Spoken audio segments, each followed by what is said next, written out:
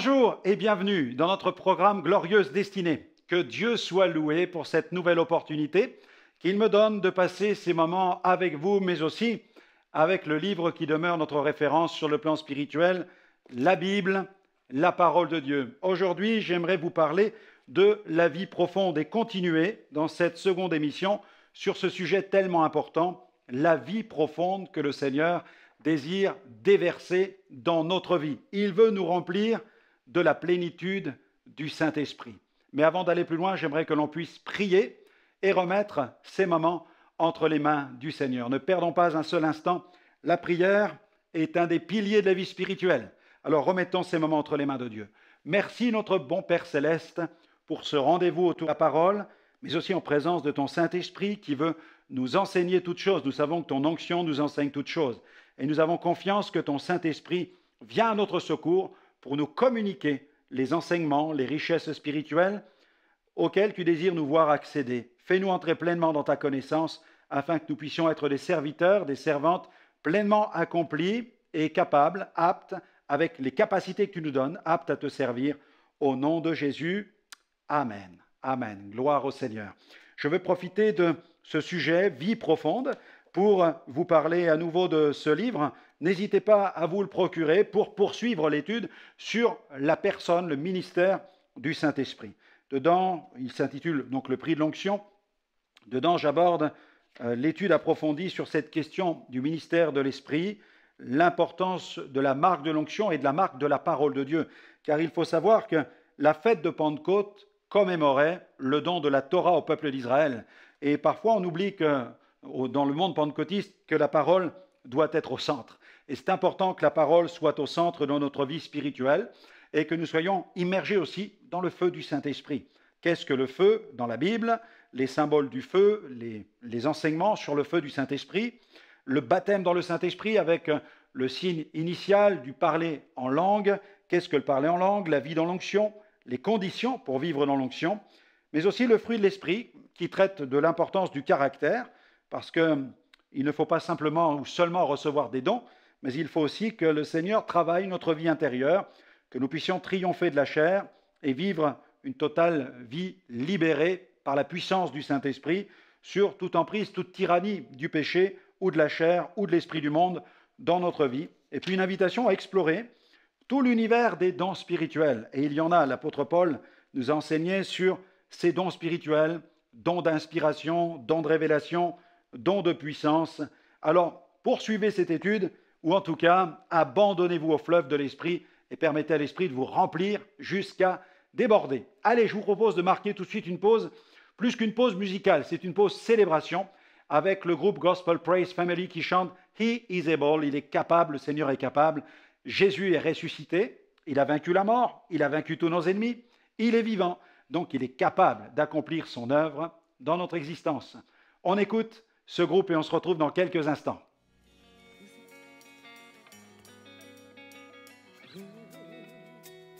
Exceedingly, abundantly, above all, how you can ask all things according to the power that worketh at you.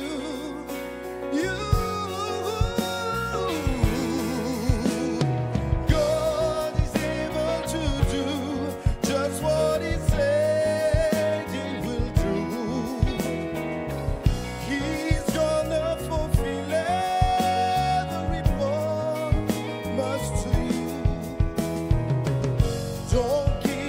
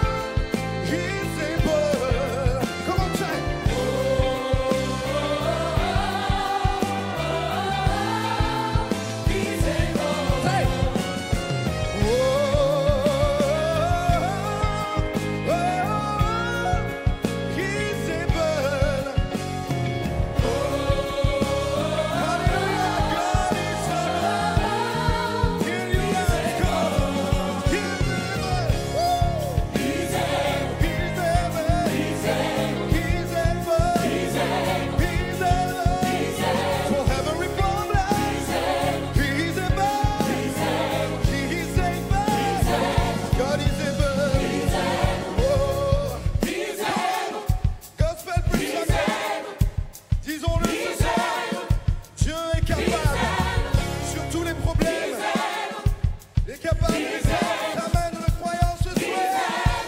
Yeah. Come on, sister, say. Come on, sister, say. Thank you, Lord. However you promise. Come on, up to God is able. Yeah. God is able. Thank you, man. I forgot to tonight. God is able.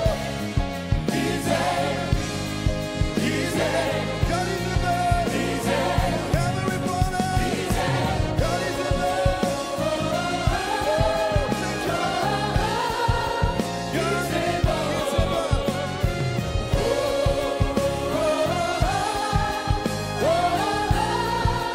He's able.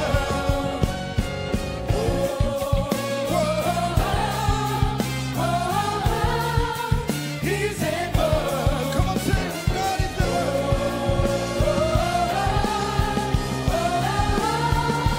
He's able. Don't give up on God. No. 'Cause He won't give up on you. He's able.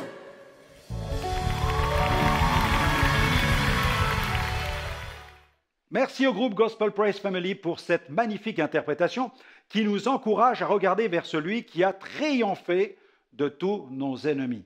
Il est capable, toute capacité vient de Dieu et il va nous rendre capables. Allez, vie profonde, on entre dedans, forgez-vous un mental de fer, permettez au Seigneur de forger son outil. Le forgeron a besoin de temps pour forger un outil, lui donner la forme qui convient et l'aiguiser pour qu'il ait du tranchant. Trop de gens veulent un grand ministère ou un grand service dans la demi-heure qui suit. La vie moderne, avec tous ces distributeurs, ces fast-food, a déteint malheureusement sur la foi. Nous voulons tout de suite, mais Dieu n'est pas une machine qui doit obéir à tous nos caprices. La prière n'est pas non plus une télécommande. Ce qui touche le cœur de Dieu et le pousse à nous exaucer, c'est notre foi. Et la foi, c'est aussi un abandon. C'est un abandon. La Bible dit dans Hébreux 11, verset 6, « Or, sans la foi, il est impossible de lui être agréable, car il faut que celui qui s'approche de Dieu croit que Dieu existe et qu'il est le rémunérateur de ceux qui le cherchent. » Il est question d'abandon, de confiance. La foi, c'est aussi la persévérance. La vie de l'esprit devrait être une réalité dans la vie de tout disciple, de tout serviteur de Dieu et de toute Église qui veut servir le Maître d'une manière efficace et porter un fruit qui demeure. Mais ce n'est pas toujours le cas. Vous avez soif de plus? Vous désirez plus d'onction? Vivre une vie plus passionnante dans l'esprit? C'est possible, mais tout cela a un prix. Découvrez-le au travers de ce livre, Le prix de l'onction, en vente sur notre site internet www.gospelvision-international.com.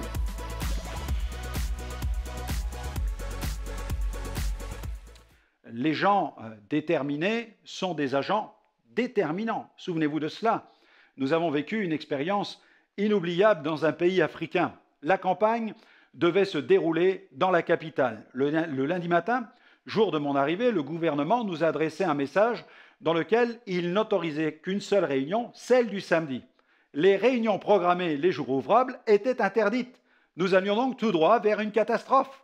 La nouvelle de cette annulation a été perçue comme un véritable séisme, car toute la publicité était en place.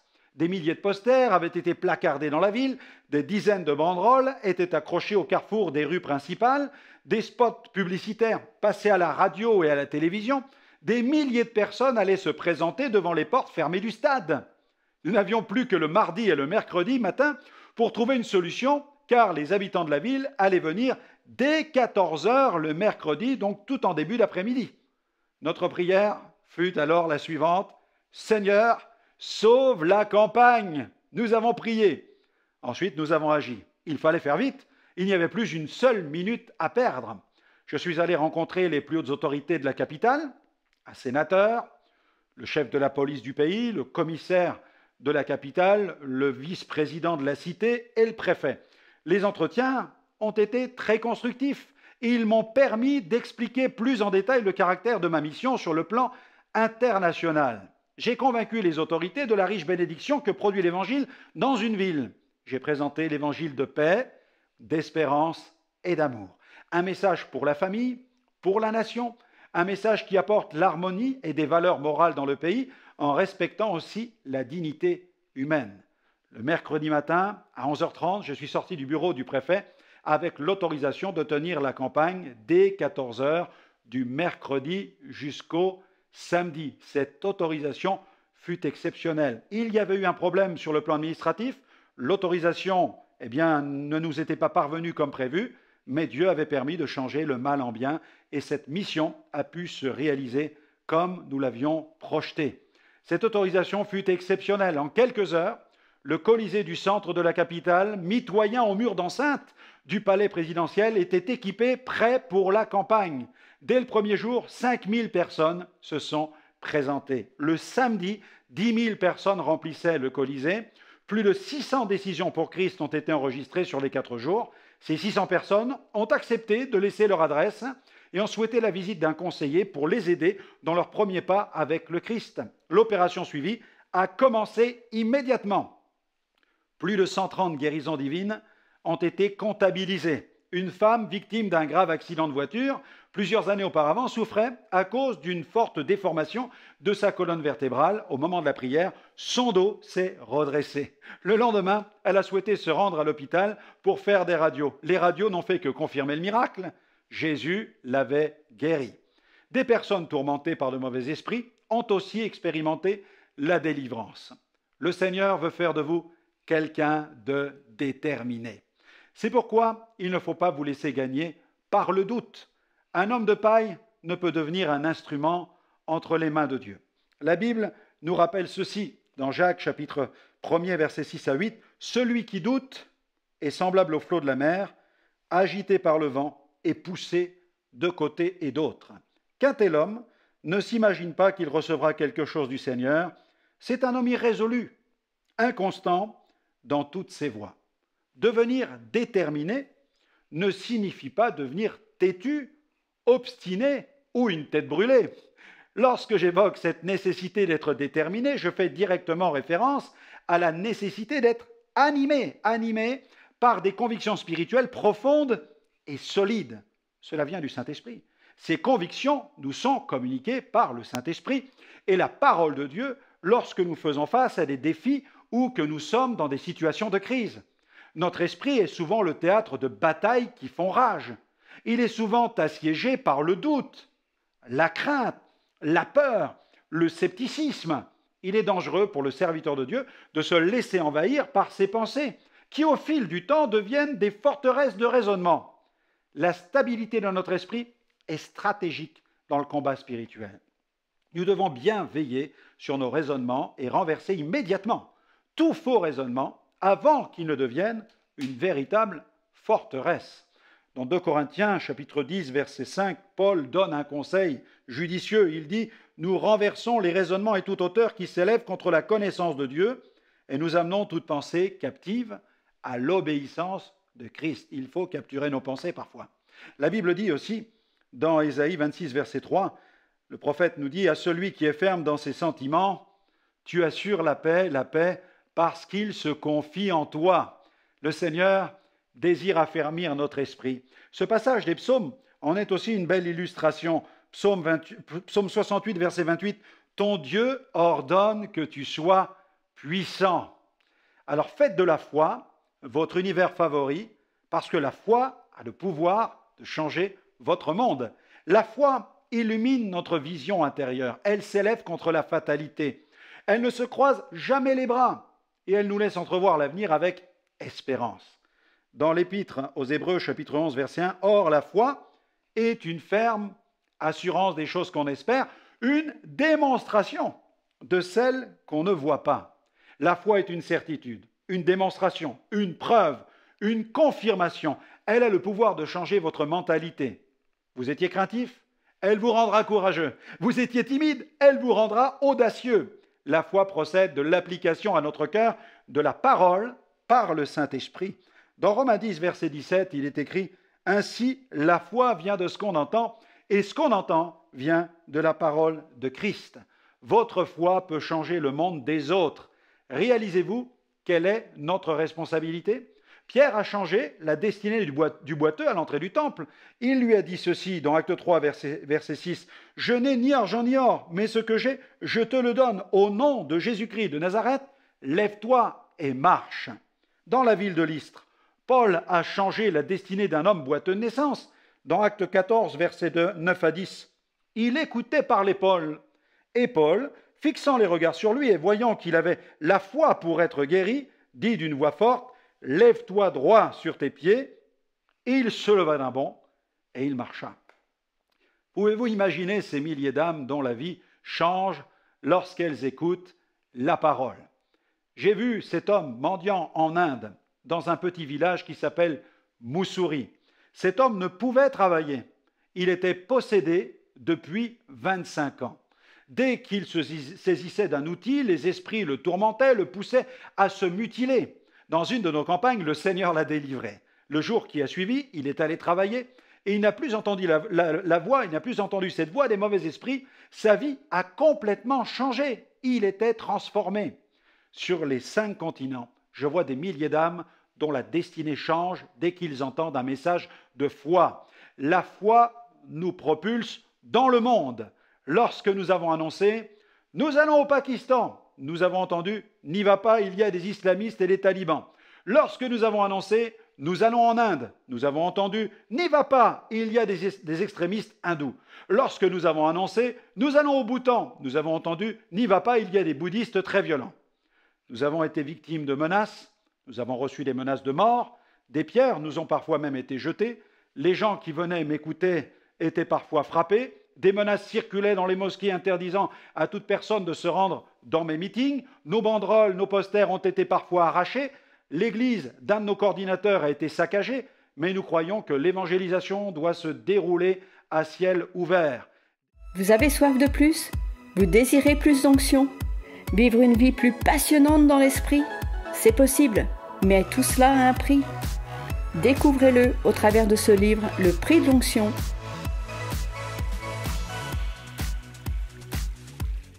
Déclenchons la foi chez les autres, déclenchons la foi chez les auditeurs.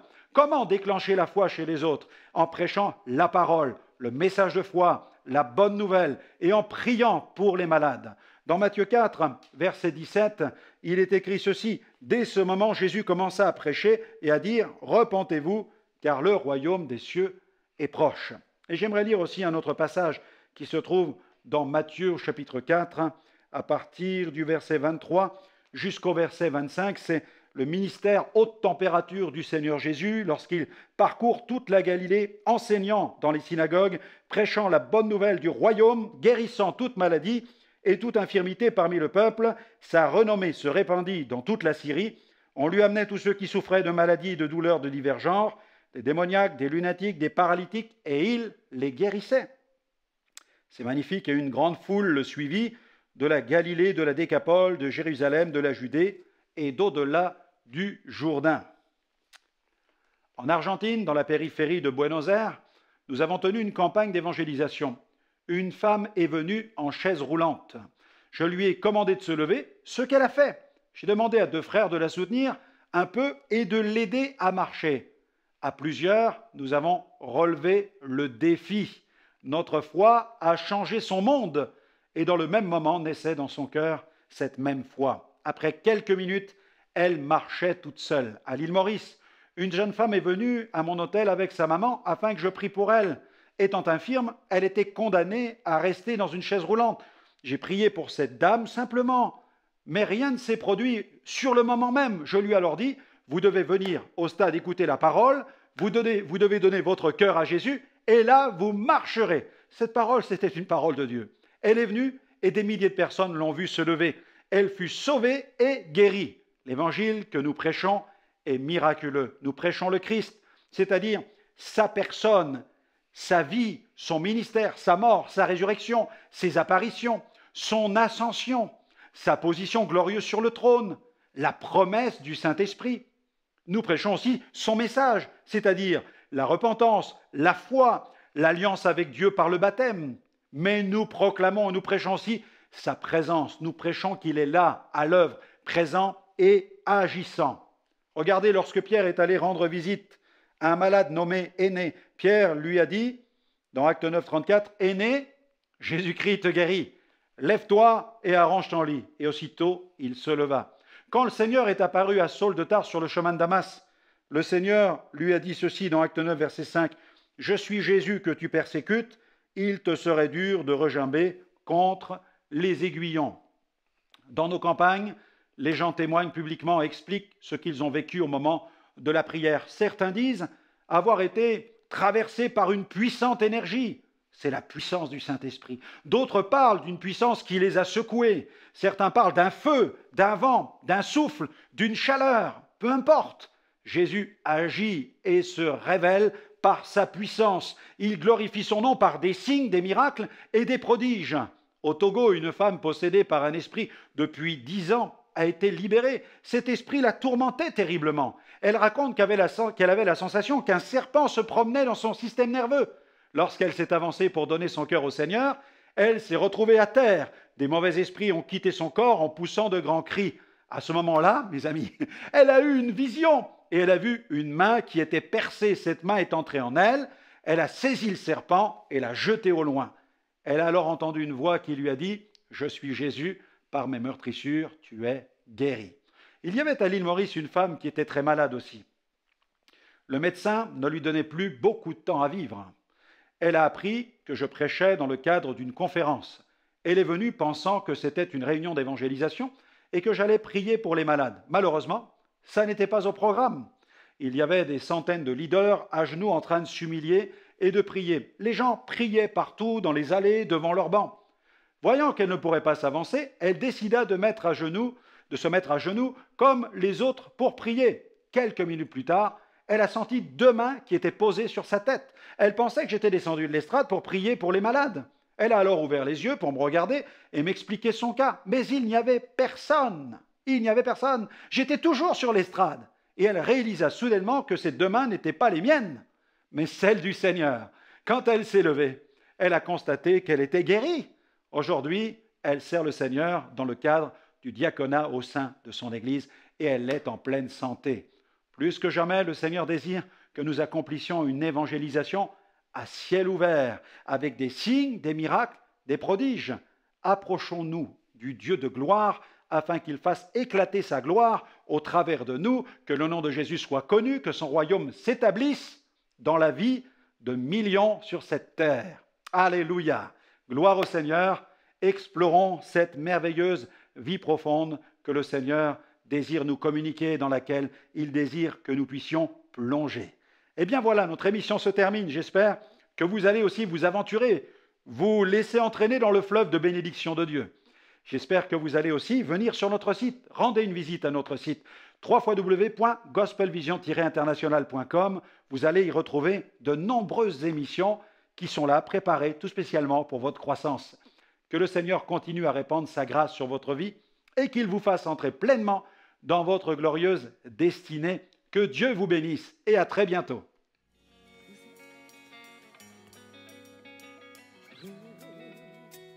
Exceedingly, abundantly, above all,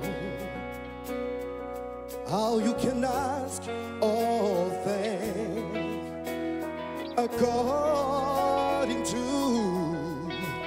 the power